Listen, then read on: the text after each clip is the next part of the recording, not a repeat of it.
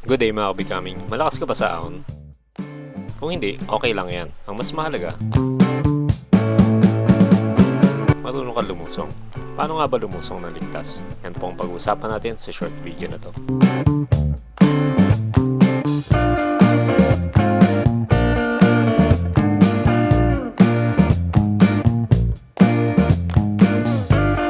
Bago ang lahat, shoutout at salamat po sa ating mga kapwa content creators at subscribers na sina Herbs TV Topic, Erfe Family of San Fabian Pangasinan, The Crazy One, Noe Batugon, Kagawa Joel Ibale at kay Vicky Ganda Ibale, Melgar Marata, Merlon De Castro, Marcy Garcia, Jonathan Bautista at kay Romnick Aguila. Sa mga nice po magpa-shoutout, just comment down below #shoutout and you can also follow me and message me sa aking Facebook page Becoming Siklista. Ang nais ko pong ibahagi sa inyo ay kung paano lumusong sa konteksto lamang ng recreational cycling sa sementadong kalsada, hindi po sa konteksto ng karera at sa downhill trails. Una, bago ka umalis ng bahay, i-check mo muna kung malakas ang iyong preno sa harap at sa likod. Kung hindi, ipagpaliban mo muna ang pag-alis. Kailangan maayos mo muna ang iyong preno.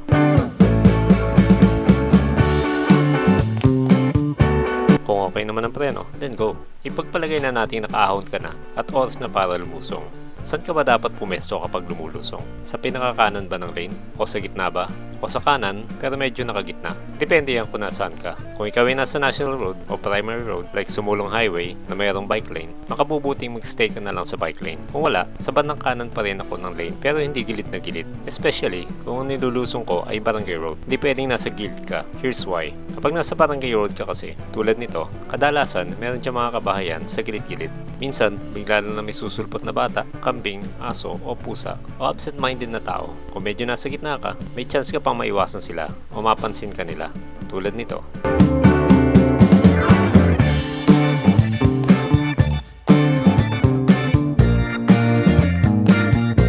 Muntik nang tumawid yung aso, mabuti lang hindi tumuloy.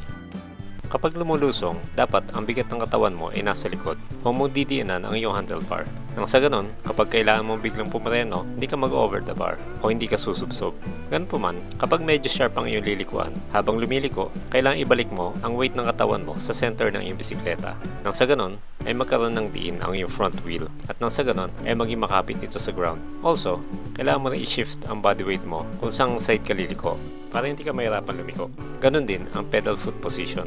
Kung liliko ka sa kaliwa, ang iyong kaliwang paa ay dapat nakataas. Kung sa kanan liliko, ang kanang paa naman ang dapat na nakataas. Ito ay para maiwasan ang pedal strike. Kapag wala ka na sa curve, ibalik mo na sa likod ang iyong body weight kung tuloy-tuloy pa rin ang lusong. Kapag pumipreno ako, sabay kong pinipiga ang kaliwa at kanan. Kung kailan ako dapat pumiga, depende yan kung ano ang iaalaw kong speed sa aking bike. Meron akong speed limit, depende kung nasa ang kalsada ako. Kung nasa national road ako, na medyo diretso at kaunti lang ang kurba ng kalsada at kaunti lang sasakyan, usually kahit hanggang 50 km/h okay pa. Pero kung medyo makurbang national road like Sumulong Highway, kahit mga 45 kph pababa, okay pa rin. Again, maaaring mas mabagal pa dyan kung maraming kasabay na sasakyan.